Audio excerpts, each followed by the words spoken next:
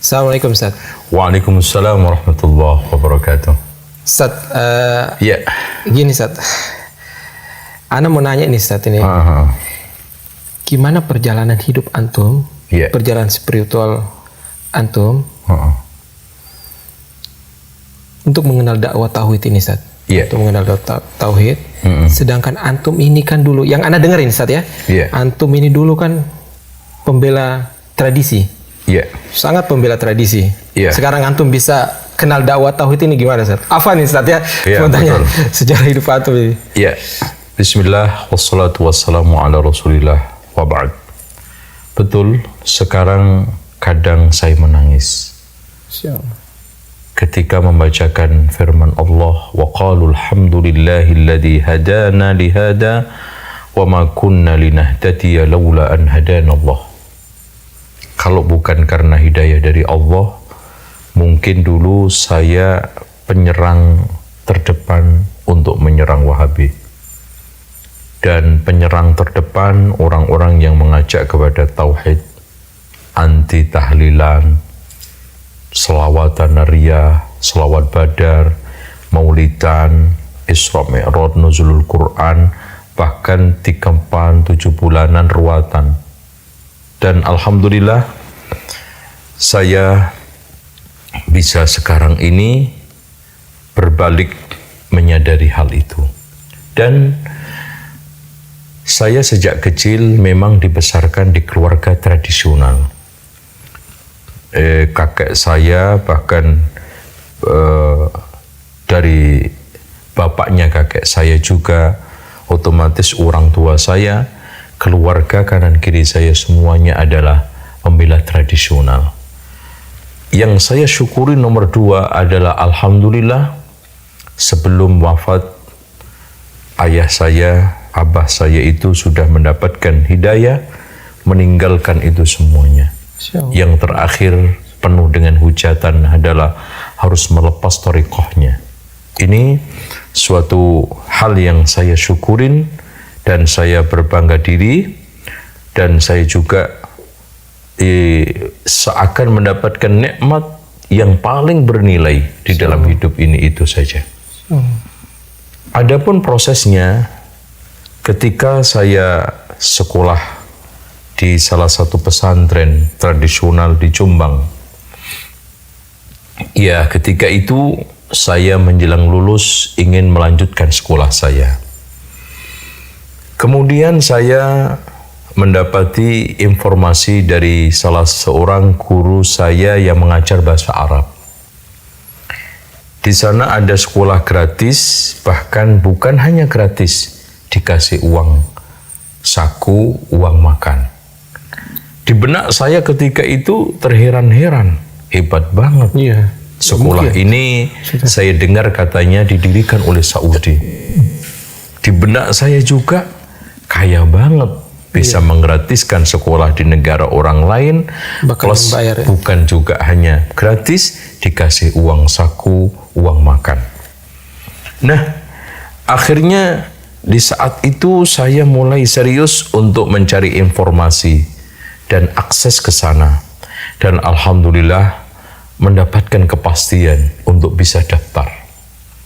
Mulailah saya pamitan satu persatu ke kiai saya, sambil cium tangan, dan juga lebih baiknya kalau dulu itu afdolnya bisa ninggalin satu bungkus rokok, itu lebih kena tawasulnya. Gitu ya. Akhirnya saya pamit, cuman dipesan, nggak apa-apa kamu belajar ke sana, tapi hati-hati akidahnya, ambil bahasanya, apalagi realnya, nggak apa-apa.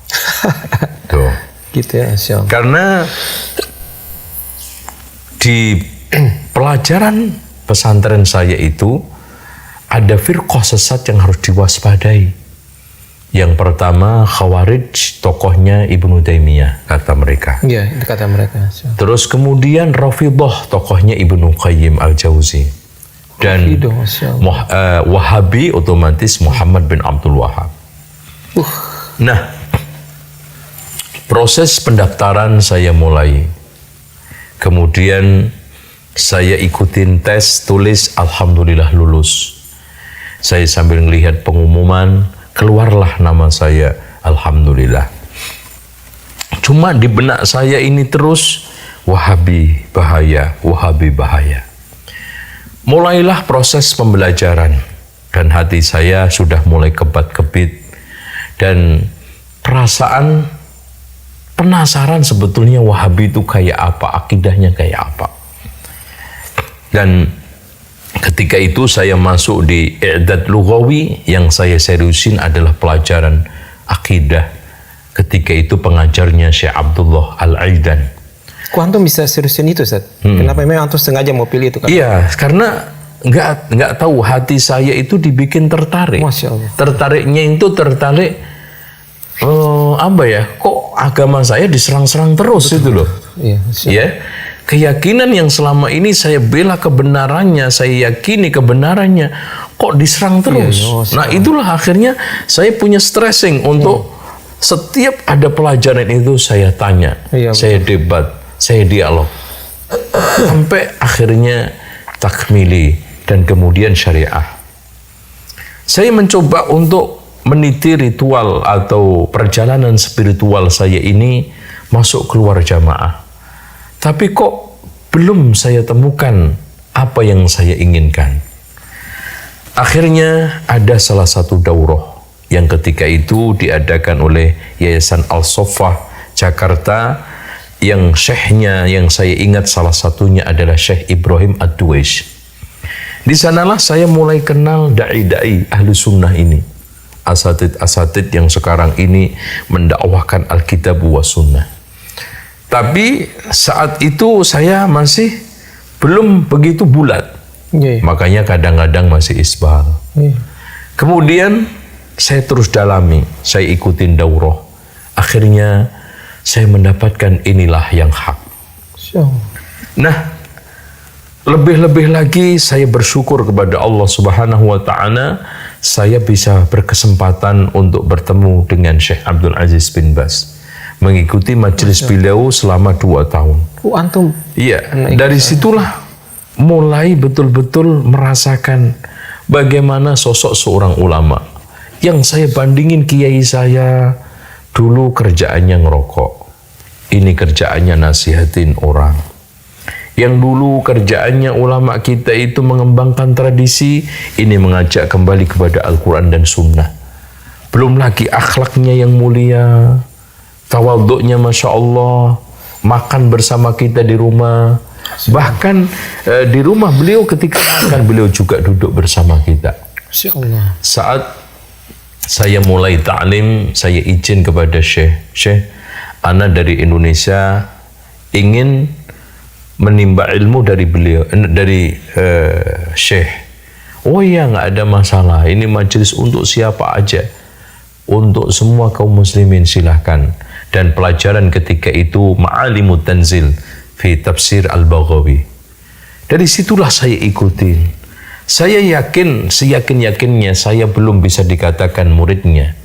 Saya yakin belum bisa dikatakan apapun, tapi saya bisa menimba bagaimana saya mendapatkan visualisasi sosok seorang ulama. Ini nampak ulama itu. Bagaimana ulama Rabbani itu tercermin di dalam figur Syekh Abdul Aziz bin Baz. Dari ilmunya Masya Allah. Kemudian ilmu itu ada dalam dirinya, dalam perilakunya. Dan bagaimana tidak pernah malas, tidak pernah meremehkan dengan pertanyaan jamaah kayak apapun. Itu yang bikin saya tersentuh.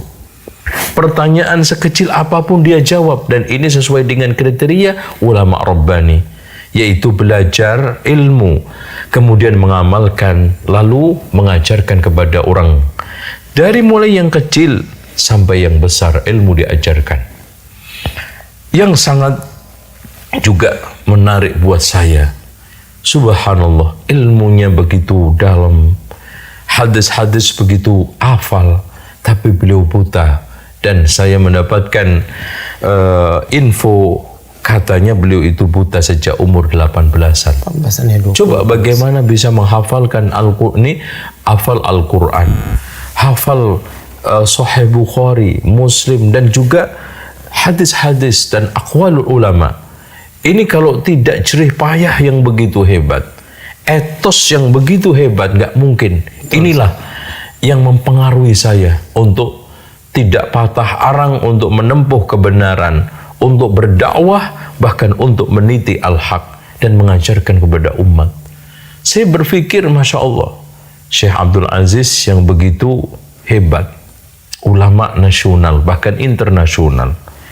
Saya dengar gajinya juga nggak kecil, tapi kehidupannya sangat sederhana. Bahkan saya dapat informasi, beliau itu juga banyak memiliki hutang, karena ternyata uangnya banyak disumbangkan kepada fakir miskin, thalabul ilmi. Masya Allah. Dan yang hebat, pada saat saya ada di majelisnya, ada orang yang datang, ya badui, ya, menyeruak di tengah kita sedang hening mendengarkan tausiah beliau. Tiba-tiba, Syekh, saya mohon waktu, sambil menangis. Saya punya masalah dengan keluarga saya punya hutang, kalau nggak kebayar saya akan dimasukkan penjara. Apa kata beliau? Coba kamu dan keluarga kamu datang ke sini, nanti utang kamu saya yang nanggung. Subhanallah. Tidak pernah ngitung berapanya, demi kepentingan islahul umat. Tidak pernah menghitung dunia ini demi untuk kejayaan Islam. Sekarang yang ada di majelis Syekh bin Bas, siapa yang nggak ada? Dari jamaah semua, ikhwani ada, tablighi ada, ya salafi apalagi, semuanya. Dan beliau ketika ditanya tentang firqah-firqah itu, menjawab apa adanya. Tapi subhanallah, nggak ada mimik-mimik mereka yang tersinggung. Karena apa? Karena saking bijaknya di dalam menyampaikan ilmu, saking menguasainya, dan tidak lain adalah saking hikmahnya di dalam menyampaikan fatwa itu.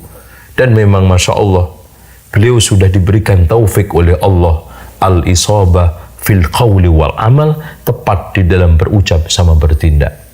Kemudian saya juga tidak hanya Syekh bin Bas, ketemu Syekh Abdullah Jibrin, ketemu ulama-ulama ini ahli sunnah wal jamaah. Itulah yang akhirnya semakin yakin jalan hak ini adalah yang saya tempuh. Masya Allah. Ya, ini perjalanan saya. Adapun resiko, ya otomatis resiko, Masya Allah, ya. Yang dulunya saya pulang itu nggak pernah masuk rumah, karena langsung diambil, diundang ke sono sini. Setelah saya seperti ini, satupun yang datangin saya nggak ada. Resiko, ya. Bagaimana mereka mengolok-olok, apalagi istri saya juga pakai cadar, semakin lengkap. Apalagi bapak saya mengikutin saya, ibu saya mengikutin saya, udah semakin bulat untuk memboikotnya. Tapi fasobrun jamil, dengan kesabaran yang baik. Ternyata alhamdulillah sekarang sudah cair pelan-pelan. Kita dekatin, kita coba dakwai mereka, dan ini terus sampai hari ini kita lakukan pendekatan kepada teman-teman lama. Ya, apalagi yang dulu di tempat-tempat majelis yang saya dulu sering mengajak debat ormas-ormas seperti Muhammadiyah untuk berdebat kebenaran maulid, kebenaran praktek-praktek tradisional itu.